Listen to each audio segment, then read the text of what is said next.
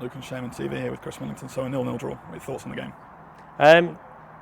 Mixed thoughts, mixed feelings. I think it's. I always enjoy coming to Curzon last pre-season game. It's been a good venue for us last few years, and you know, they're a good club. That you know, somebody who a team who we respect and like, and a club who we respect and like. So we enjoy the occasion, and of course playing on the carpet that they've got down here at the Tameside. So yeah, but in terms of where we are come the end of that, a little bit frustrated and concerned, because we've got a bit of work to do this week, rather than us finishing on a positive note with some injuries and some missed chances. We've got a bit of work to do.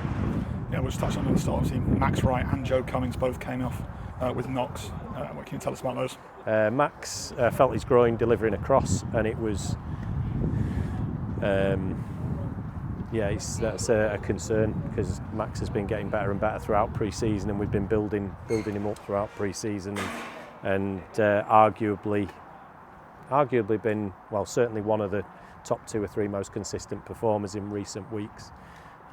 Real threat on Tuesday night when we played Ashton United, and then obviously we've lost him today, so that's a worry. And Joe Cummings came on and has done his hamstring, so yeah, that's a big loss as well, because look, we saw what a good player Joe was when he settled into the team last season, and what a very effective and controlled centre half he can be for us. So that's a loss. That's a problem. But listen, we're at our best when we're a bit under the cosh at this club, and I wouldn't put it past us to go out and show our best on Saturday against Barnet. Of course, looking at the game, obviously plenty of pressure on them, plenty of decent chances created, but again, still not able to find the back of the net. Yeah, we've been good today. There's been moments, you know, there's 1 or 2 moments where we've allowed them to play through the middle of us, which we will fix, and that won't happen against Barnet.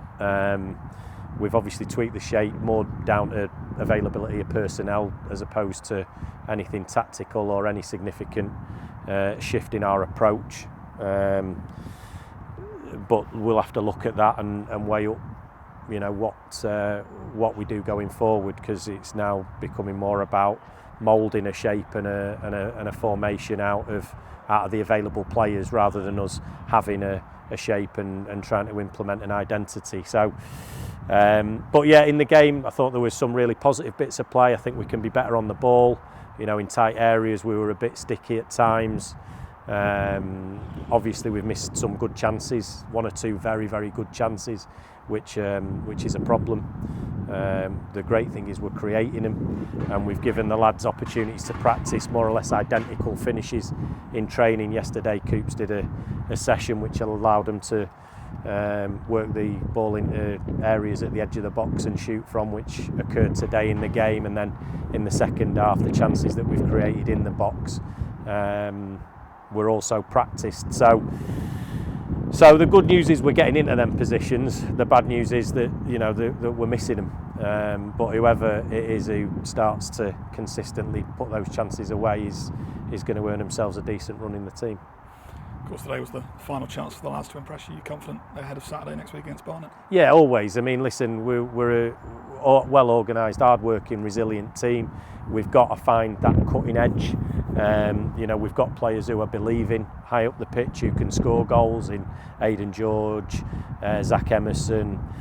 We got Cookie, we got Andrew Olowobori. Max Wright was weighing in with the goals towards the end of the season last season. Angelo Capello's due a season where he weighs in with a decent number of goals. Obviously, Aaron Cosgrave in and around it. So we've got players who can finish, but they've got to start showing it.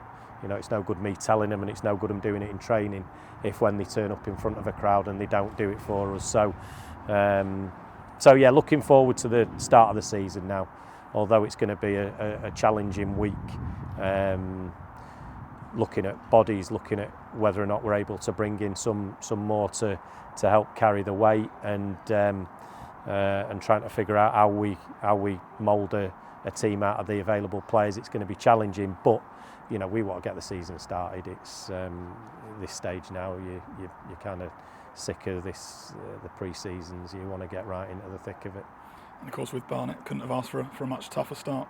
No, tough for August, to be fair. I mean, you know, Barnet, Gateshead, Aldershot, Solihull, you know, it's a really tough opening month, and all of these injuries couldn't have come at a worse time, could they? The fact that we've still not got Floati available, and Kane's injury and Galvin's delayed recovery it's all hurting us, because the very good footballers who we're missing, we're not we're not looking at players who won't affect the season. These are really important players, and would be for any team in the National League, but are certainly very important for us. So it's going to be challenging. But listen, that's what we do, don't we? We're at our best when we're a bit under the cosh, and we're going to come out fighting for sure.